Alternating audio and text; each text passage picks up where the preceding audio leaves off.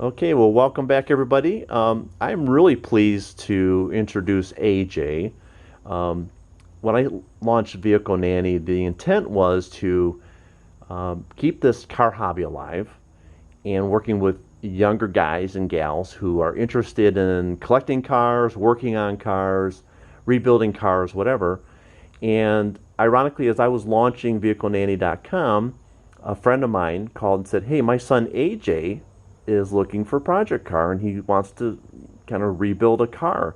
Can you give him some advice?" And I said, "Fun you should ask," because that's exactly what I'm all about now. So I had a chance to meet AJ, oh gosh, sometime over the winter, I want to say December, January timeframe.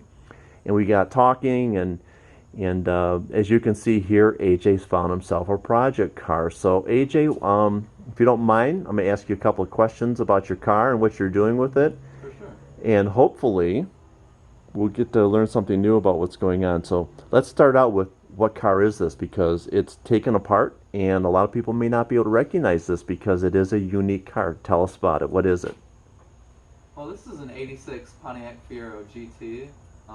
They were only made in this styling for about 2 years, whereas the Fiero as a whole was only made for 4. So a lot of people don't really know what it is offhand. Excellent. So, being somewhat rare, and I know a lot about these cars because when I was at General Motors, these were the new thing when I first started. So, I've always wanted one myself. So, that's why I have enjoyed learning what you're doing as we've been doing this. But uh, where'd you find it? Is there a good story about that? Um, I was originally just looking through Facebook Marketplace, and I was kind of hesitant to choose the Fiero originally because I knew so little about it. And as I talked to people about different cars and stuff that I was looking at and was interested in, the Fiero kind of kept calling back to me. And the original Fiero I was going to buy actually sold, and it was the original styling. But I'd always hoped that I would find a GT, but at the time they were just not available. And I actually got a call from a guy in Ohio who I had talked to originally, but wasn't completely interested in selling. And he gave me a really good deal on the Fiero, and now it's in my garage, I guess. That's awesome. So, I remember the timing of you getting this. It was about the time COVID was really picking up. So, did that create any challenges for seeing it, getting it? Um, it did, because unfortunately I didn't get a lot of good pictures with it. And one of them didn't show the fact that it was missing a window. So that was an interesting thing to find out when the car was originally dropped off, because there was just a big hole where the quarter panel normally went. But after tracking down the original window, I can't say I'm too displeased with the car itself. Okay. Very happy. Well, I know that overall you're pretty happy with it, but I also know, having worked with you, and in full disclosure, I've been coming by and kind of checking on AJ's progress and slowing him down with some new ideas. But I know you like this car a lot. What is there a certain feature about this car that caused you to go, "Oh man, that's pretty cool"? You know, I really like the fact it's a two-seater with a rear engine. I think that's just a really unique feature for GM cars, being that it was their first domestically produced.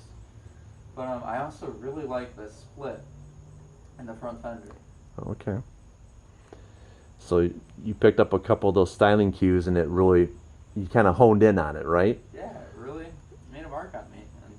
And Okay, so I guess the flip side of that, a couple things really caught your eye stylistically about the car. Anything you didn't like, or if you could go back in time and be the designer or talk to that designer and say, "Don't do that." Is there anything you would choose to I share? would definitely go with the seams that are on the doors and the side panels that are used to bracket the panels of the car. Being that they're all fiberglass, I feel like kind of just took away from the sleekness of the design, as opposed to like the Corvette or other fiberglass cars where they just seem, I don't know a better term, but sleek. Yeah, it's having been around back when that was happening. I know that they were trying to create that seam or hide a seam between two different materials. So you've picked up on a big weakness that the designers had to work around. So maybe you should have been back in time with them on that. Maybe. All right. Well, you're pretty young. So I have a feeling this isn't going to be the only car you ever own. So your plan is to fix this up? Is it your plan to just kind of keep it as a lifelong project? What are you thinking of doing with this car?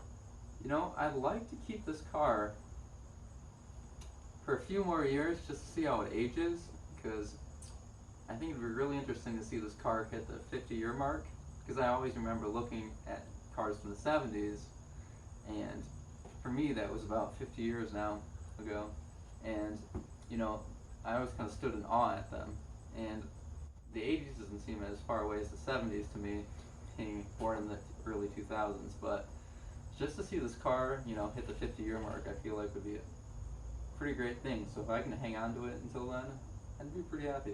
Oh, that's great. So I know you well enough because we've talked while you've worked on this project.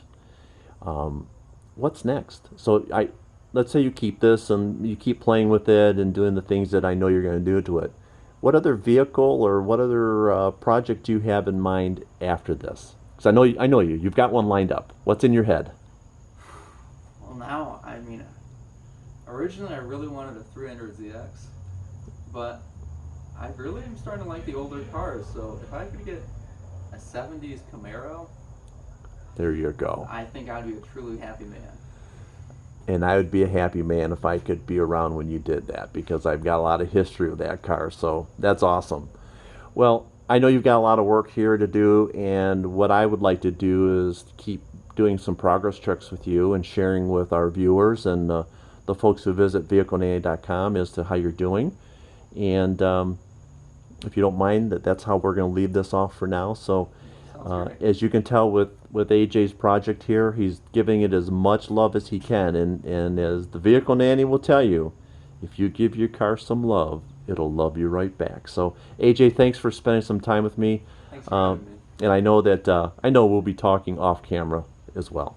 So take care and thanks for tuning in.